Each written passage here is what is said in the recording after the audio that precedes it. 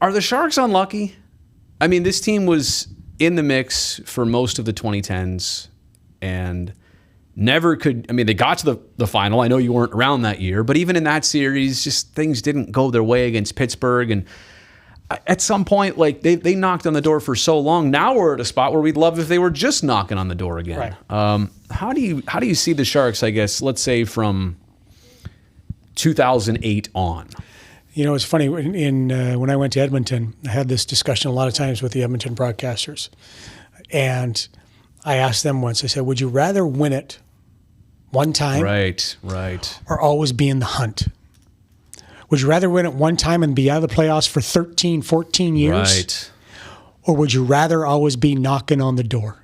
And to a man, now they'd gone through 13 years of the decade plus of darkness. Right. They went, we'd rather always be there and give yourself a chance. If you're always there giving yourself a chance, then you're giving yourself a chance. There is a chance. As far as the Sharks, they weren't unlucky. They were just that one guy short. It was either goaltender. It was either a power play guy. It was either they just didn't have enough. Or they had the player who was injured for the conference finals. So when you look at where they are now, you look at every team that is now back to the rise of the top: the Colorado Avalanche, Tampa Bay Lightning, Florida never went through it. Look at Calgary, Edmonton. Mm-hmm. The teams that went down a long time had to build themselves back up. Mm-hmm. And the only way now you can build yourself back up, even though throw the Rangers in there while we're at it, the only way you can build yourself back up now is draft and develop. With the salary cap the way it is, and general managers handing out long-term contracts to solid, solidified guys in the National Hockey League, top stars that have maybe their best years are behind them, but they still got that 5 years left on this contract. You can only develop through the draft. You have to have 4, 5 top-end players on your team if you want to be a playoff team.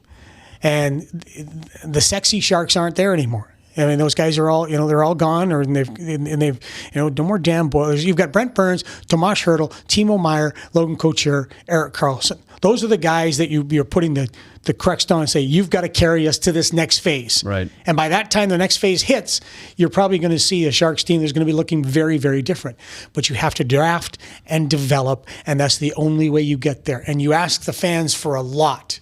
When you're asking the fans for their patience, and you're asking the fans for stick with us, you're asking a lot, especially in a Bay Area where your sports fans they've got a lot of choices. Right. In Edmonton, in Calgary, they don't have choices.